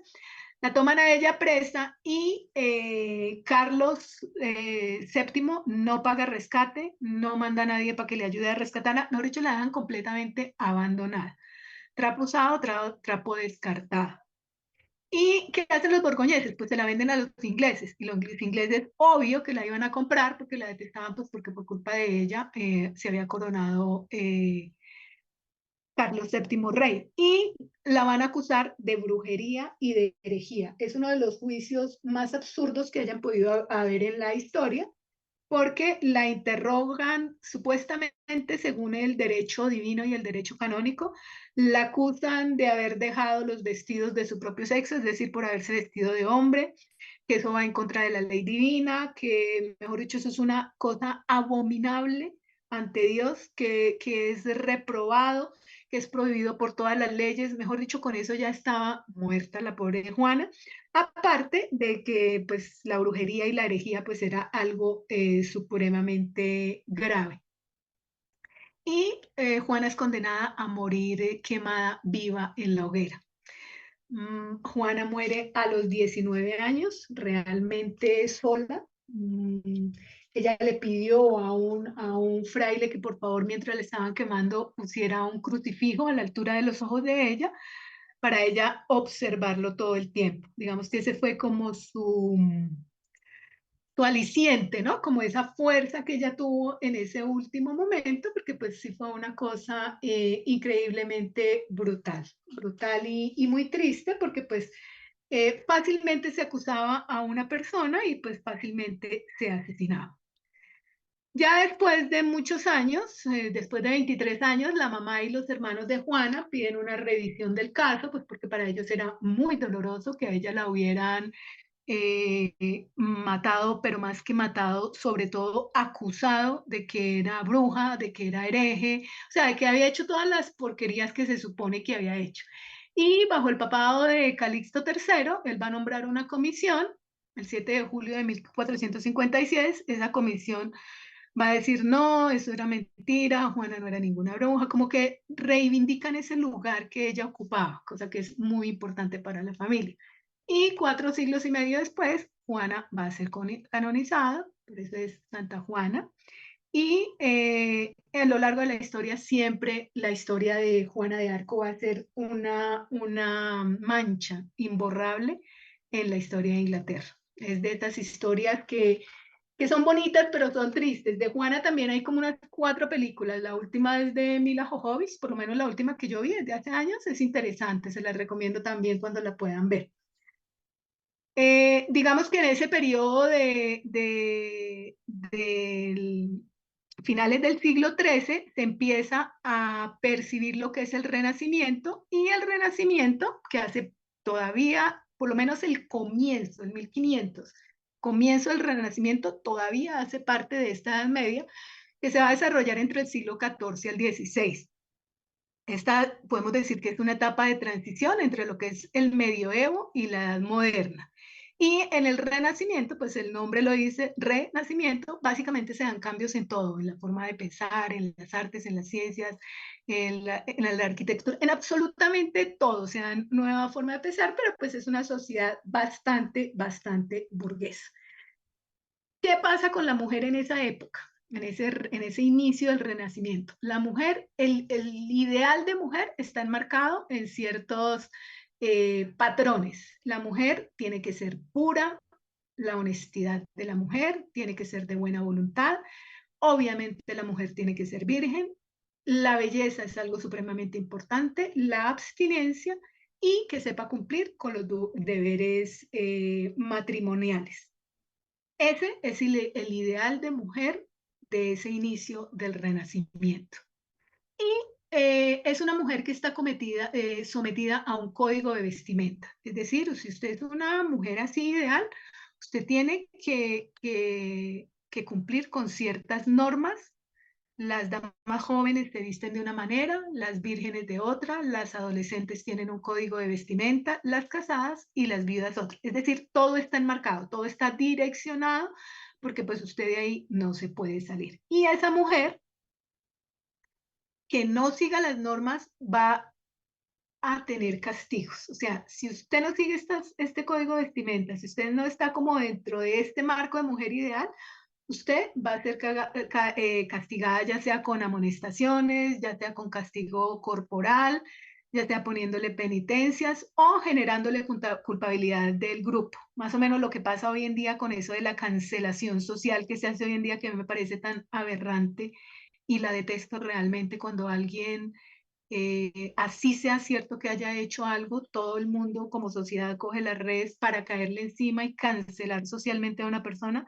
Esto es absurdamente destructivo y malsano realmente. O sea, ahí sí diríamos, eso no es de Dios. Ese es el marco en el que se mueve esa mujer, una mujer que está marcada por estereotipos que han sido dados por la iglesia. y unos estereotipos que están basados en el, como veíamos antes, seguimos en lo mismo porque estamos en la misma etapa, en el relato del paraíso, en el pecado original. La mujer es maldad pura y su papel en la vida es absolutamente perverso. Y la mujer es un ser que engañó y traicionó la confianza de Dios. Solo la mujer, el hombre no. La mujer es una traidora y una engañadora de Dios. ¿Qué podía ser una mujer en esa época? Una mujer podía ser madre, podía ser hija, podía ser viuda, podía ser virgen o prostituta, o podía ser santa o bruja. Estaba muy marcados los papeles.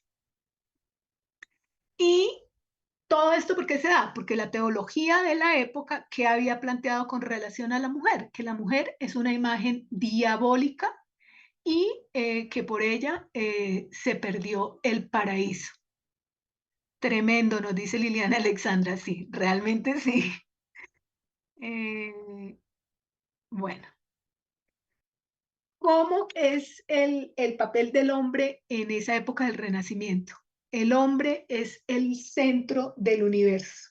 O sea, mientras acabamos de ver cómo está catalogada la mujer, el hombre es el centro del universo. Ahí es cuando se dejó de ser, digamos, de tener una concepción la sociedad teocentrista, es decir, teniendo como centro a Dios, y se pasó a que el centro del universo es Dios. Estos van a ser los inicios del humanismo. Y sí, Lisette, solo para la mujer. Sí, solo para la mujer, como les acaba de decir, el hombre, o sea, el hombre es el sol.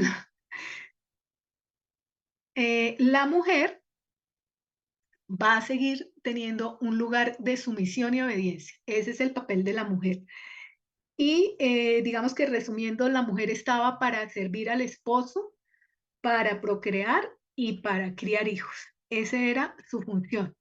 Uno diría, hoy en día también se da, claro que se da, pero ahí es donde nosotros tenemos que empezarle a dar un matiz diferente. Esto es engrandecimiento de vida cuando uno lo vive, como lo acabamos de ver desde la carta de los Efesios, el texto que acabamos de ver. Cuando uno lo vive de esa manera, esto es lo más hermoso que puede haber, porque es el papel, es ser co-creadores, es ser partícipes de ese acto creativo de Dios.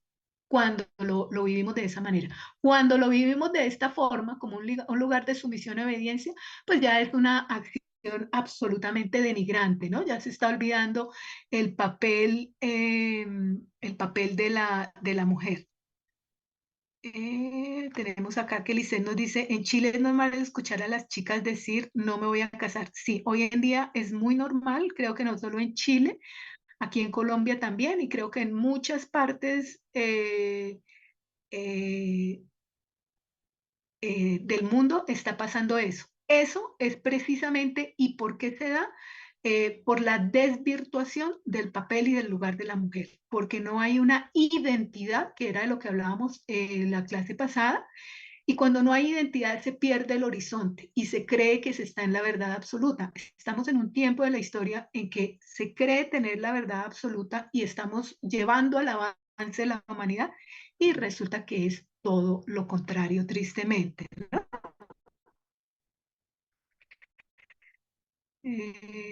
Están traumadas, sí, sí, eso da para muchas cosas. Bueno, las iglesias, ¿qué papel van a jugar las iglesias con relación a esa mujer? ¿Cómo es la mujer en la iglesia en ese momento? Las iglesias eran el centro de encuentro de las mujeres. Digamos que era como el aire que tenían, era el respiro que se daban, era ir a la iglesia, ¿por qué? Porque allá era donde se podían encontrar con otras mujeres y pues era donde podían salir. El resto, olvídense porque no podían hacer mucho. Digamos que en ese sentido, si uno mira esa mujer de la iglesia primitiva frente a esa mujer de la Edad Media, el tema que vimos la semana y el tema que estamos viendo hoy en la iglesia primitiva y en la Edad Media, vamos a ver que en la iglesia primitiva siempre van a estar como en ese ámbito de recordar el lugar que se ocupa y el ser parte de un proyecto de comunidad. Eso es fundamental en lo que vimos hace 8 días, si ustedes se acuerdan. Sí, lo que nos dice Liceda aquí, ella nos está diciendo, en las congregaciones es normal ver a muchas mujeres solteras, jóvenes y de edad, es verdad. Y a una mujer casada la observan y te preguntan, ¿aún estás casada? Da hasta susto decir que sí. Ese es el lugar que las mujeres casadas deben retomar con orgullo, porque es un orgullo, porque ustedes han sido llamadas para ser co-creadoras, para ser partícipes del acto creativo a través de la esencia misma que es el matrimonio, que ya se prefigura desde el mismo Génesis y obviamente en el Nuevo Testamento aún más. Entonces decíamos que esa mujer de la iglesia primitiva se siente parte de un proyecto de comunidad. En la Edad Media, la mujer no ocupa un lugar, ni social ni eclesialmente hablando. Es decir, nada. Y no hay un proyecto de comunidad. La mujer no se concibe como parte de nada. Luego, no hay una identidad. En la iglesia primitiva se mantiene viva la presencia del Señor. En esta se ha diluido por completo la presencia del Señor. Como les decía, es una época en la cual incluso se pierde esa reverencia a Dios, ¿no? Y salvo contados casos, pues en términos generales estamos hablando, ¿no? Hay un sentido de identidad en la iglesia primitiva. En la Edad Media no hay una identidad definida. Y ese sentido de identidad, ¿por qué está dado? Porque está dado con el Señor, con la comunidad, con la iglesia de Cristo, con el resucitado, con sus enseñanzas, con la preparación de su vida, con la resurrección. Todo esto es de lo que vimos la vez pasada. Y en esta identidad, la mujer es no identidad, ¿por qué? Porque es que la mujer es infravalorada, no hay un valor, es una cosa, incluso menos que una cosa. Es sometida a estereotipos muy duros y muy denigrantes. Y es culpable porque sí o porque no. Tiene cero participación en la iglesia. Entonces, como vemos, o sea, es una época bastante oscura. Eh, pero que precisamente es importante saberla y ahí es donde estamos nosotros como para poder decir qué respuestas vamos a dar en este siglo XXI, en este siglo XXI que está, no estamos muy lejos de esa no identidad, no estamos muy lejos de estereotipos, han cambiado de nombre, pero los estereotipos que hoy tenemos son incluso aún más fracturadores de sociedad. Se está confrontando mucho, se está peleando mucho, se está perdiendo el sentido de ese primer acto creativo de complementariedad entre un hombre y una mujer. Y indudablemente eso va dañando sociedad, va rompiendo sociedad, ¿no? Bueno, les voy porque ya voy a dejar de compartir pantalla, les recuerdo a las personas que no han entrado al campus virtual, que entren, que completemos las actividades y pues para ponernos al día con eso. Y pues vamos a hablar un ratico, ahora sí, las veo, las escucho, qué piensan, qué preguntas hay, porque pues la verdad sí es un tema que yo sé que es chocante en muchos aspectos. Dinos, Lina. Liliana, Ay, Liliana, qué pena. no te preocupes. No, escuchándote y digamos con lo que habíamos visto la semana pasada de la mujer en el tiempo primitivo, en la iglesia primitiva y la Edad Media, definitivamente nos percatamos de que Dios, y también que estamos viendo en en la otra clase de la mujer en la Biblia, pues Dios siempre le ha dado a la mujer el, el rol y la identidad que corresponde. Y mira que en la época primitiva, en la iglesia, cuando estaban, lo que tú decías, cuando había esa presencia de Dios, como esa entrega de los hombres a Dios, pues estaba la mujer presente también. Digamos que de esa manera siempre ha estado trabajando a la mano con los hombres, a la mano en la iglesia. Vimos la semana pasada pues todas las historias de todas estas mujeres en la iglesia primitiva tan importantes, pero uno se da cuenta que cómo es el hombre, cuando el hombre se aleja de Dios, cuando ya no hay esa comunicación, cuando ya no hay esa comunión con Dios, es cuando todo se tergiversa, todo, o sea, todo lo que nos decías, tenaz en la Edad Media, pero al final fue producto de la desobediencia del hombre en ese tiempo, de alejarse de Dios, de alejarse de la fuente, de alejarse de lo que había escrito y dicho Dios. Y tal vez cuando hablamos de lo que está pasando hoy, porque uno dice hoy es la Edad Media, después vino todo el tema de la reforma, después vino todo el tema de todas las las cosas que han pasado, donde la mujer sigue, y sobre todo en este tiempo yo creo, dando identidad en Cristo. Pero estamos otra vez tergiversando también muchas cosas porque hay muchas, digamos que es el tiempo en que todo el tema del humanismo, todo el tema de ya llevarlo como al extremo para todo el tema de la ideología de género, todo el tema de las mujeres por encima de los hombres, lo que tú nos decías que se ha desvirtuado, pues bien, vemos lo mismo, ¿no? A medida que hay del hombre una separación de Dios, pues ahí definitivamente es donde no funcionan también las cosas, donde no está tan clara pues ni la posición, ni digamos que el rol del hombre ni el de la mujer, y comienza a tergiversarse todo. Me parece sumamente importante pues estos temas porque es cuando se evidencia como esto, ¿no? Se ha evidenciado que cuando estamos separados de Dios, cuando la sociedad se separa de Dios, a veces la misma iglesia se separa de Dios, de la fuente, es cuando todo se tergiversa. Y hablando un poco de lo que decía la hermana de Chile, de que las chicas jóvenes están traumadas, es también, y lo que tú decías, ¿no? Es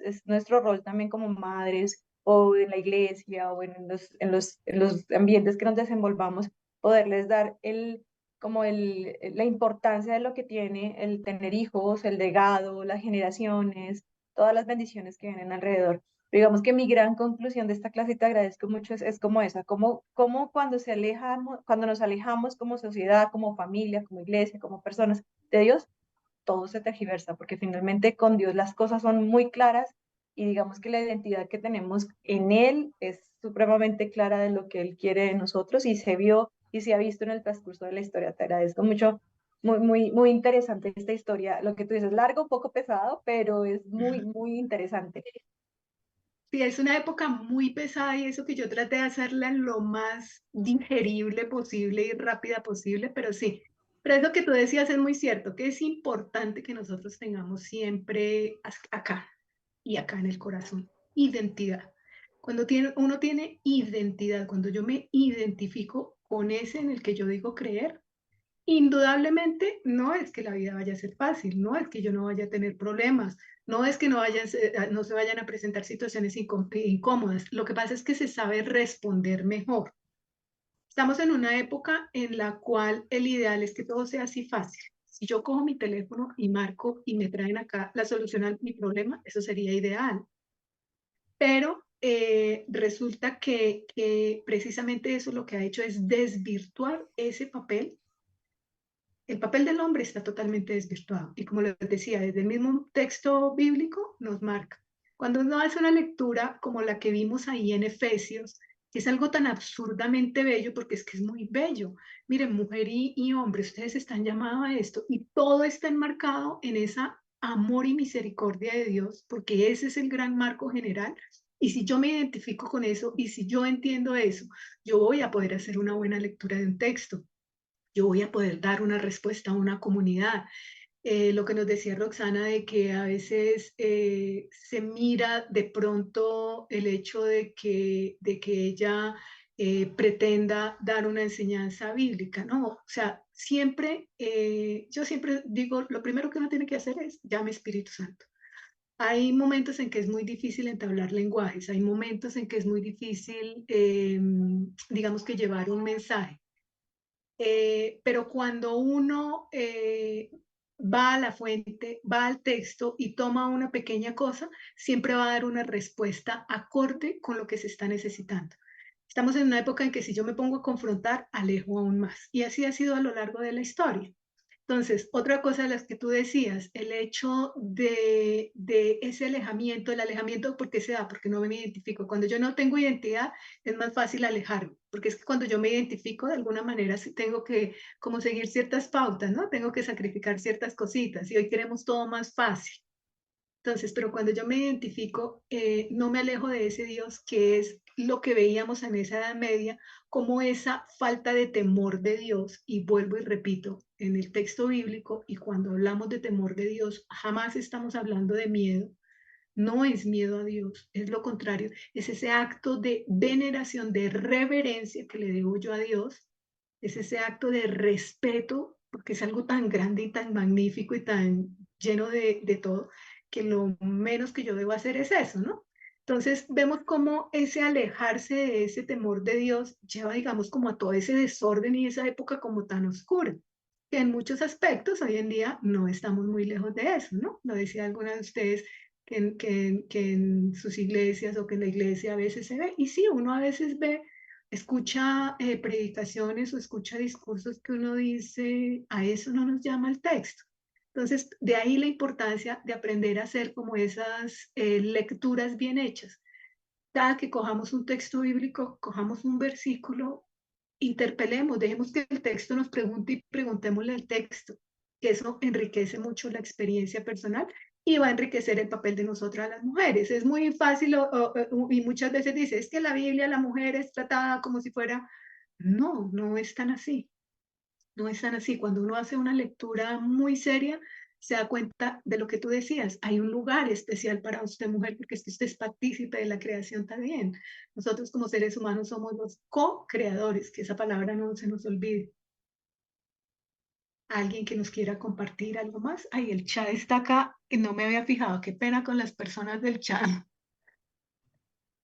Por aquí. Nos dice Lisset, yo vivo en Concepción con alto índice a nivel país de infidelidad por parte de los hombres.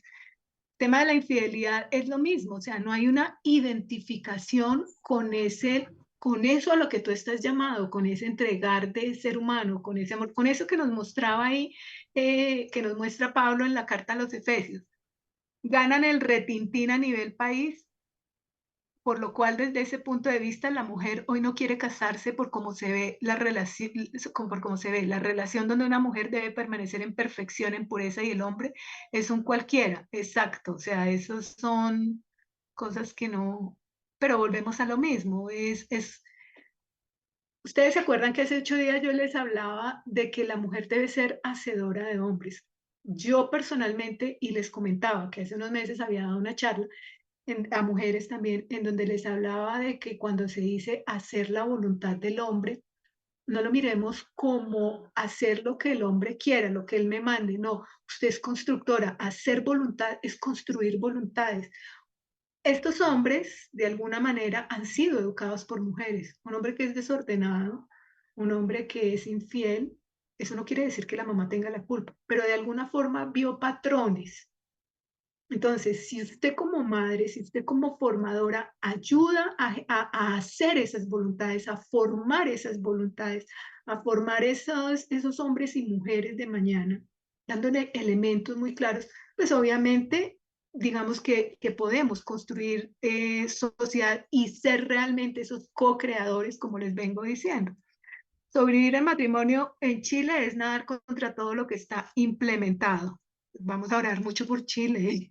Eso nos llama a orar mucho por Chile y orar por las comunidades y orar por los hogares porque es necesario. Hoy en día, de verdad que necesitamos orar mucho por lo que es el concepto de familia, por lo que somos como pueblo de Dios y por lo que somos como seres humanos, porque es que independientemente de que sea o no una persona creyente, es una criatura de Dios, entonces tenemos que orar por este tipo de comunidades.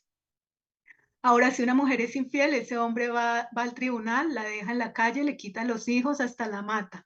Tenemos que orar por Chile. Esta es la sociedad de Chile. Para mí es muy difícil, soy casada, vivo en una ciudad muy céntrica y con esos pronósticos más la cultura de la iglesia, evidentemente ir a un seminario teológico es porque soy una rebelde, una hereje. Bendito sea Dios que eres rebelde, no eres hereje, ni digas que eres hereje porque estás bajo la misericordia de Dios. Y dice lo asumible y les digo si estoy perdida para todos los que preguntan por qué lo hacen de odiosos. Nos dice Lisette de Chile también, tengo 2 hijos hombres y realmente me cuesta ser mamá. Hoy en día es muy difícil para las mujeres ser mamá. Es complejo. Ser mamá o papá hoy en día es supremamente difícil por el bombardeo, ya sea por redes, ya sea por todo, por lo que está teniendo la gente.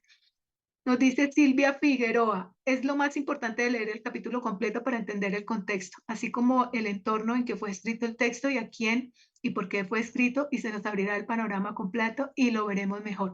Esto que dices es muy cierto, porque por ejemplo, en la carta a los Corintios, Pablo hace un llamado a las mujeres, mujeres lleven el pelo de tal forma, hagan esto, hagan lo otro, inicialmente, los textos siempre van dirigidos inicialmente a una comunidad específica a la que se le habló, pero como el texto sagrado no se agota y no se muere, la palabra se hace viva.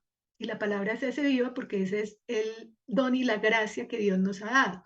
Cuando se habla de la comunidad de Corinto, por ejemplo, se está hablando a una comunidad que era absurdamente desordenada. Las mujeres corintias eran una cosa loca. Había mucha prostitución, había mucho desorden social, no muy lejos de lo que vivimos hoy en día en nuestras comunidades realmente, en nuestros diferentes países. Pablo hace ese llamado a las mujeres como para decir, venga, usted sí tiene que generar diferencia. Su papel aquí es ser diferente, que es lo que nosotros estamos haciendo acá. Nosotros estamos en un siglo XXI en el que es así, y sí tenemos que hacer esa diferencia. Y cuando leemos los textos, eso nos ilumina la realidad para poder responder. Nos dice Elizabeth, ahora la sociedad dice al matrimonio matrisuicidio. Sí. Las esposas con esposos machistas lamentablemente también forman hijos en algún grado machistas. Ahí volvemos a lo mismo. Tenemos que volvernos mujeres hacedoras de sociedad. Joyce Polo, pedido las oraciones para Jerusalén, Israel y Palestina. Ahora vamos a orar por Jerusalén, por Israel y Palestina. Nos dice Lisset, agradecida por este día, maravillosa clase, ambas. Muchas gracias, Lisset. ¿Alguien más nos quiere compartir algo? Todavía, dime, Liliana. Bien, viendo el rol de la mujer desde la iglesia primitiva, o sea, todo lo que se había avanzado y lo que se había conseguido, ya pasando a la Edad Media, hubo un retroceso de todo, o sea, increíble, en vez de avanzar, se retrocedió y una cosa espantosa, o sea, viendo todo lo que usted nos ha dicho, la mujer era considerada menos que una cosa. Y, y hoy en día, Dios mío, estamos en las mismas. Si nos damos cuenta ya a nivel de sociedad, la música y todo, o sea, a la mujer la han cosificado y eso es tremendo lo que está pasando. O sea, se ha perdido, o sea, la identidad de la cual estamos hablando, la identidad se ha perdido y no, esto es espantoso lo que está pasando, de verdad. Y yo quiero decirles algo, yo estoy pastoreando acá en Chinú, por la gracia del Señor hace 15 años, pero yo soy madre soltera. Soy madre soltera, ya mi hijo tiene 26 años, pero yo no me volví a casar ni nada de eso. Estoy en el ministerio con el Señor, 16 años, establecida ya una iglesia y ya fundando otra. Pero quiero decirles algo, ha sido difícil.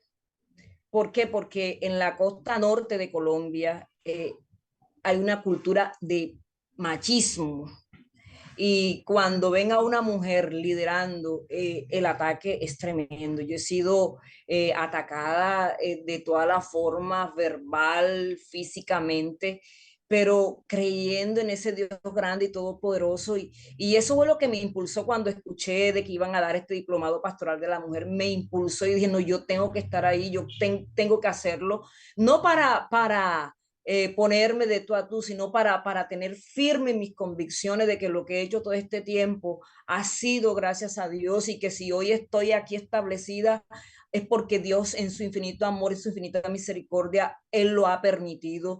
Entonces, yo no creo que nosotras las mujeres estemos para estar allá en la cola, sino Dios también nos ha llamado para que nosotros seamos parte de procesos, parte de cambios, porque estamos también transformando nuestras comunidades con todo el mensaje de salvación y de vida eterna que le estamos llevando. Este lugar en el cual estoy ha sido un lugar muy vulnerable, estoy hablando de un estrato 1, donde hay mucha problemática de drogas, de alcohol, de prostitución. Y aquí me ha colocado el Señor y aquí estamos y yo sé que todo se lo debo al Señor de verdad y que me ha dado esa fortaleza para estar hoy de pie y ser parte y portadora de esas buenas nuevas de salvación. Y a usted muchas gracias y a todas las hermanas que están acá. Creo que estamos en el mejor lugar, estamos aprendiendo y Dios nos está hablando a través de usted. Usted ha sido un instrumento maravilloso y muchas gracias. Que Dios bendiga. Muchas gracias, Liliana. Ojalá algún día pueda ir a conocer tu iglesia, ya que estamos en el mismo país. Y lo que tú dices, Bienvenida. gracias. Eso es obra de Dios y Dios va a llevar tu obra muy grande, muy, muy, muy grande, más allá de lo que tú te imaginas, porque lo que estás haciendo es eso, es a lo que hemos sido llamados. Y te felicito y que el Santo Espíritu de Dios te acompañe en absolutamente todo. Amén. Bueno, me estaba levantando la mano, me la bajaron, alguien me había levantado la mano, pero la bajó. Bueno, dice Lice, agradecida por este día, maravillosa clase, agradecida por Sociedades Bíblicas y estas herramientas con profesoras de experiencia, se agradece, gracias a Sociedades Bíblicas. Yo tengo también que darle las gracias a Sociedades Bíblicas por permitirme este espacio y pues muchísimas gracias a Dios porque Él a veces como que organiza las cosas para que se den. Por gracia de Dios estaba pensado que yo diera solo una clase, pero pues como decimos acá en Colombia, una cosa es lo que piensa el burro y otra el que lo está esperando.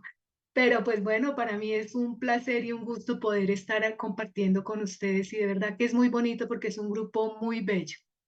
Nos dice Gisela, el famoso Aristóteles decía que las mujeres tenemos cerebro de gallina. Regina nos dice, excelente enseñanza, depende de nosotras tomar el lugar que nuestro Señor y Padre Celestial nos ha colocado. No podemos olvidar de quién somos, somos amadas hijas y princesas de Dios. Amén, amén, amén, así es. Qué difícil es convivir con un hombre con una cultura machista y por ser mujer cristiana te tiene que tomar las decisiones con pinzas para no ser lapidadas. Sí, a veces tristemente eso, porque tú eres creyente, casi que tienes que estar obligada a estar todo el tiempo sonriendo y a decirte sí, claro, bueno, no, o sea, hay que tener firmeza, aunque eso a veces cueste. Eso aún no pasa si se sigue lapidando no con piedras en material, sino con piedras espirituales, es verdad. ¿Cómo guiar a una mujer maltratada psicológicamente que debe mantenerse callada y acabar y acatar las órdenes? Mira, esos son procesos de acompañamiento a veces muy largos. Te lo digo porque los he hecho. Son procesos dolorosos, son procesos muy difíciles, pero para eso está esto. El escuchar, a veces la gente necesita sacar, hacer como esa catarsis y sacar todo ese dolor que se lleva durante años. Es difícil trabajar con esas personas porque cualquier medio avance les cuesta mucho y a veces quieren abandonar muy rápido, pero son procesos muy lindos, son procesos que cuando uno logra ver el avance que la gente tiene es bellísimo. Nos dice Regina Román, gracias por lo aprendido como la palabra y la guardo en mi corazón. Amén. Así es, para que la guardemos en el corazón y la pongamos en práctica en la vida. Nos dice Silvia Figueroa, pero también vemos que el feminismo también nos ha perjudicado mucho, muchísimo, demasiado. Yo soy abogada y aquí ya vemos a muchas mujeres engañando a los esposos cuando se desvirtúa totalmente. Ahí volvemos a lo mismo, se aleja totalmente de donde es. Y ambos peleándose por quién se queda con los hijos. Cuando hacen un no muy poco, eso era al revés. También vemos muchas jóvenes que no desean tener hijos y vemos como otro grupo de mujeres que son abusadas, golpeadas y denigradas. Es triste. Estamos en lo que yo les decía, estamos en una época de quiebre tan, tan, tan, tan fuerte que precisamente tenemos que aprender a dar respuesta dentro de la comunidad. Nos dice Mónica, buenos días, Dios les bendiga. Al principio fue difícil por tema de internet, pero ya lo logré. Muchas gracias, muy valiosos todo lo enseñado en este espacio. Gracias. Igual tú sabes que queda la clase grabada, entonces después la puedes repetir. Nos dice Gisela, como mujeres tenemos un gran propósito en las manos del Señor. Es verdad, Laura, muchas gracias por la clase. Estoy aprendiendo. Bendito sea Dios. Reciban muchas bendiciones. Tú también, Laura. Nos dice Edith, gracias a Sociedades Bíblicas por esta enseñanza espectacular y a mi pastora Laura Echevarne por animarme. Gracias, pastora Laura, por animar a Edith y por ser animadora en su comunidad estos 12 años a estudiar y así llegar a una madurez espiritual. Amén. Nos dice Gisela, muchas gracias por las clases, bendiciones. Nos dice Marta, gracias por su respuesta, muy linda enseñanza. Y hasta ahí tenemos. Bueno, pues nos dice Liliana, gracias por la enseñanza, Dios la bendiga a ustedes también, de verdad que quiero darle muchas gracias a Dios.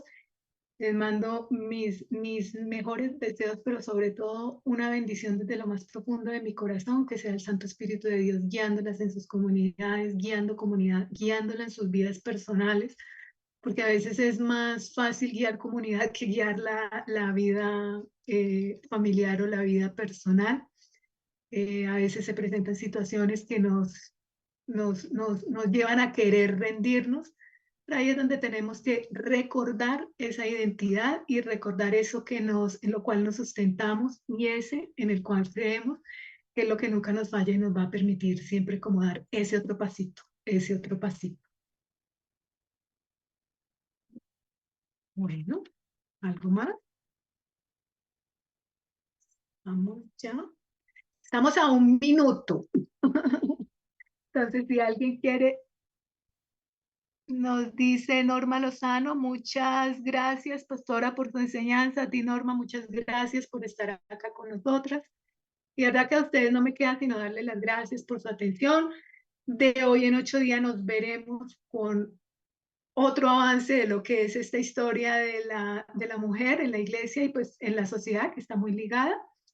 Y nos encontramos en 8 días. Recordarles que entren al aula a completar las actividades, es importante. Igual, ahí está mi correo, si tienen alguna pregunta, no duden en preguntar, siempre con la mejor disposición, estamos para ustedes. Y la sociedad siempre hace el mayor esfuerzo para que ustedes tengan todo a la mano.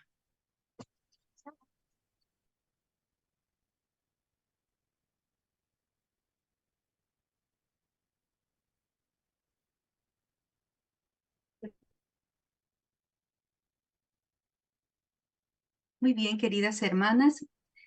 Muchas gracias por su participación en esta clase. Seguimos acompañándoles a cada una de ustedes en su ingreso al campus.